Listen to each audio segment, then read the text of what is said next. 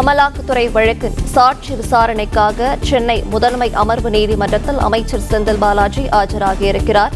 விவரங்களை நம்முடைய செய்தியாளர் ஆனந்த் வழங்கி கேட்கலாம். ஆனந்த், வணக்கம். தொடர்பான மேலும் விரிவான விவரங்கள் இங்கு பகிரலாம்.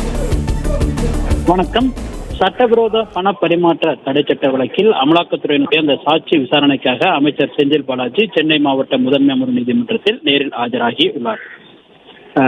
அப்பொழுது பிரதான வழக்கின் விசாரணை முடிவடையும் வரை அமலாக்கத்துறை வழக்கின் இந்த வழக்கினுடைய வாதங்களை தள்ளி வைக்க வேண்டும் எனவும் செந்தில் பாலாஜி தரப்பில் வாதங்கள் முன்வைக்கப்பட்டது.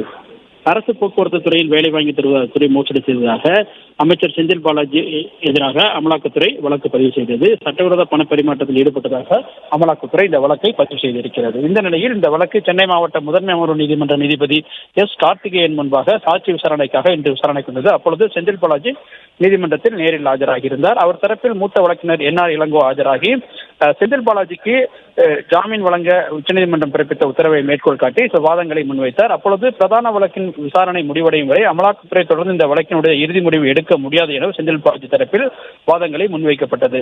மேலும் சிறப்பு நீதிமன்றத்தில் உள்ள வழக்கை முடிக்காமல் அமலாக்கத்துறை வழக்கை முடிக்க முடியும் என உச்சநீதிமன்றத்தில் விளக்கம் பெற உள்ளதாகவும் செந்தில் பாலாஜி தரப்பில் தெரிவிக்கப்பட்டது. எனவே வழக்கினுடைய விசாரணையை வருகிற 29ஆம் தேதி வரை தள்ளி வைக்க வேண்டும் எனவும் கோரிக்கை வைக்கப்பட்டது.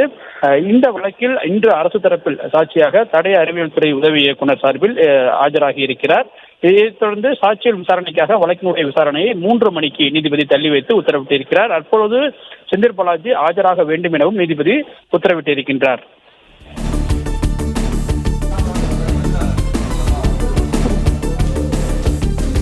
விவரங்களை வழங்கியமைக்கு நன்றி ஆனந்த்குமார்.